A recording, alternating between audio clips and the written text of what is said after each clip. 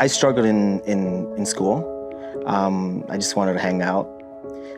But it took me a long time to graduate high school. And I wasn't really looking forward to going to college, and I didn't want to end up working in a factory or anything like that. I grew up in Jenny Finch, and there was a community center there, and they were advertising about if you want to be a filmmaker. And I went and I got into a program called POV. And POV pretty much, it was a workshop for the summer, and I learned about filmmaking, and I got an internship through them. And then I just really fell in love with the industry. So that's how I got into it, just by accident.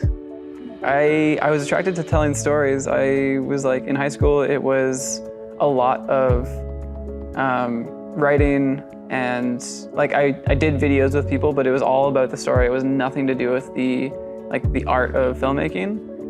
The only thing that I think might have confused people and why people directed me towards film school was that I was writing reviews essentially about films based on their story and just the quality of watching it, because yeah, I don't know, I was bored. So I initially started working in theater. I really loved it for in high school, and I did a lot of sound and lighting tech, but we also had a cinema program at our school, and so through that kind of experience I was able to kind of get a taste of filmmaking and sort of what I could do with a camera, and then I decided to go to university to study film, and from there I got set experience and ended up where I am today. So when I was in high school, I was constantly making films with my friends. My parents weren't always as supportive. They didn't understand film that as much. So they forced me in a different direction, but there was something about it that always interested me. So I actually went back to school and college at a later age, at 25, which I think added to my experience because I was able to understand where I wanted to be. I absolutely love lighting. I knew I liked lighting as far back as high school. I started doing photography. I didn't know where it would lead me, but I absolutely love lighting, and I love the different solutions people come up with to get the same look or different looks sometimes. One of the most fascinating things to me is looking through my house, looking at the way the shadows hit the wall, looking at the way light bounces off of people. I just love it, and so that's one of the most interesting parts of my job. The other interesting part about my job is that I work with at least 100 different people every day. So it's interesting. You always have something new to talk to with somebody. You always have more stuff to learn. The job is exciting, and it changes all the time. So I started my career with community theater. And through community theater, I got into Sheridan, where I took musical theater performance.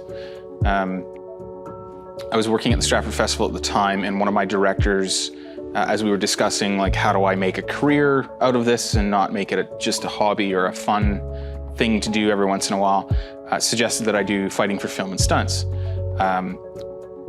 At that point, he set me up with some people in Toronto who did a drop-in class for sword fighting, hand-to-hand combat, all that kind of craziness, as well as doing martial arts.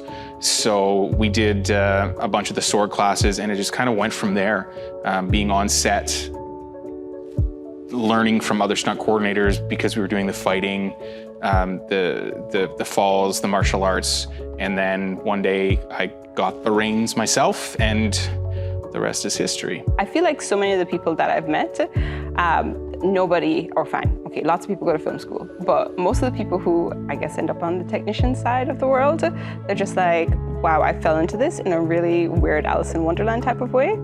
I don't have such a unique trajectory, but I always wanted to be in film, but of course my parents were like, don't do it. Oh my God, please don't do it.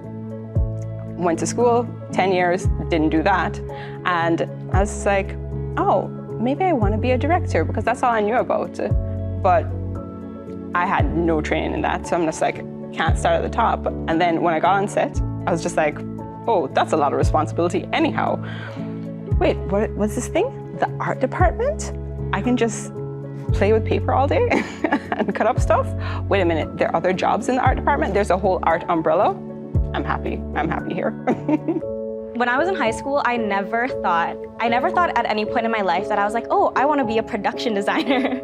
I wasn't 6 years old, like, I want to be an art director. In high school, I was in art classes very heavily. I think I took art every single year.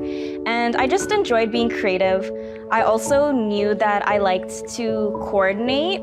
Like, I happened to just take initiative in a lot of events or clubs. And I would also like throw events and